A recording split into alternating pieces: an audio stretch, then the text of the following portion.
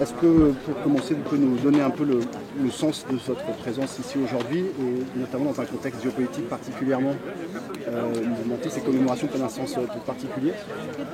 D'abord, vous me trouverez toujours à toutes les commémorations, parce que je pense que venir commémorer le sacrifice de ceux qui se sont battus pour notre liberté, dont nous continuons à bénéficier bien entendu aujourd'hui, est un devoir pour tout patriote.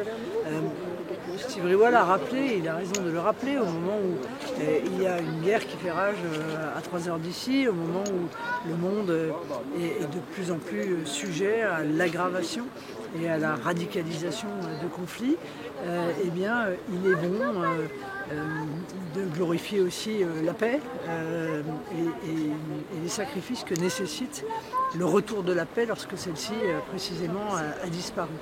Donc c'est vrai qu'en ce moment, ces commémorations ont une valeur particulière.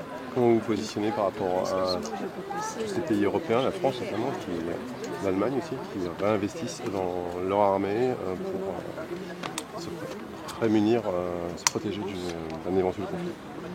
Vous savez, moi je ne vais pas aujourd'hui contester la décision de réarmement de la France, étant donné qu'elle a été désarmée, ce qui n'est pas le cas quand même, mais d'un armement plus performant, plus efficient, puisque depuis la première fois où je me suis présenté à l'élection présidentielle, j'ai réclamé justement l'augmentation du budget de la défense. Parce que, encore une fois, la France a aussi est dotée de la puissance nucléaire et que ceci, en quelque sorte, nous oblige à avoir un niveau de défense qui soit à la hauteur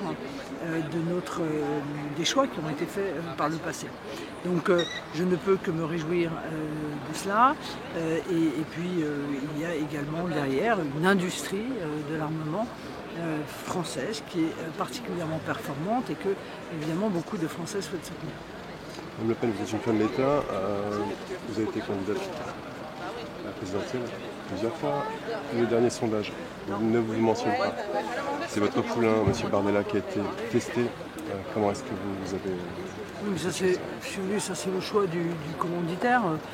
Moi ça m'intéresse assez peu. Ce qui est sûr, c'est que le Rassemblement national, par la voix de Jordan ou par la mienne, est extrêmement haut dans les intentions de vote. Alors ça reste des intentions de vote, mais ça démontre qu'il y a de plus en plus de Français qui souhaitent nous voir exercer le pouvoir. Et c'est ça la véritable bonne nouvelle de ces sondages. J'imagine que d'ici 2 ans, il y en aura maintes et maintes d'autres. Que vous n'ayez pas été placé dans cette sondée, ça vous a pas froissé? Non, ça ne me froisse pas, je trouve ça juste ridicule, pour une raison, encore une fois, simple, c'est que je ne disparais pas du fait d'une décision de justice frappée d'appel, voyez-vous. Voilà, si c'était si simple que ça réjouirait certainement mes adversaires.